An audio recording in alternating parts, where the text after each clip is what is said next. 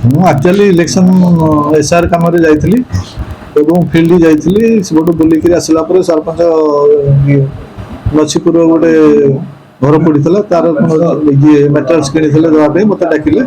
ମୁଁ ସେଇଟା ଦେଇକିରି ସରପଞ୍ଚ ମ୍ୟାଡ଼ାମ୍ ମୁଁ ଏମିତି ଆସିବା ସମୟରେ ନଛିପୁର ଦେଇ ସରପଞ୍ଚ ମ୍ୟାଡ଼ାମ୍ ଓହ୍ଲେଇଲେ ଜଷ୍ଟ 200 ମିଟର ଆଗକୁ ଆସିଛି ଗୋଟେ ବୋଲ୍ଡର ମାରିଲେ ଗୋଟେ ଡିମାଣ୍ଡ ଏବଂ ସେ ବୋଲ୍ଡର ଏତେ ଜୋରେ ମାରିଲେ ସେ ସେ ସେ ପାଖରେ ଥିଲେ ମାନେ 2 ଜଣ ସିଏ ମାରିଛନ୍ତି ତା ଆଗରେ ଆଉ 4 ଜଣ ଖଣ୍ଡେ 2 ଜଣ 4 ଜଣ ଥିଲେ ତେଣୁ ଏତେ ଜୋରେ ଇଏ ହେଲା ଯେ ଗାଡ଼ି ବ୍ରଷ୍ଟ କଲା ଏବଂ ମୁଁ ଭାବୁଛି ବୋଧେ ଗାଡ଼ି ଡ୍ରାଇଭର ରଖିଦେଲେ ନହେଲେ ଗାଡ଼ିରେ ଇଏ ଗଛରେ ମାଡ଼ ହେଇକରି ଗାଡ଼ି ବି ଆମର ଜୀବନ ପ୍ରତି ବିପଦ ଥିଲା ତେଣୁ ଆମେ ସେଠୁ ପଳେଇ ଆସିଲୁ କିନ୍ତୁ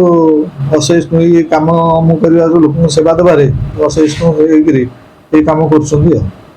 ସେ ତ ମୋତେ ଆଗରୁ ଯାଇକରି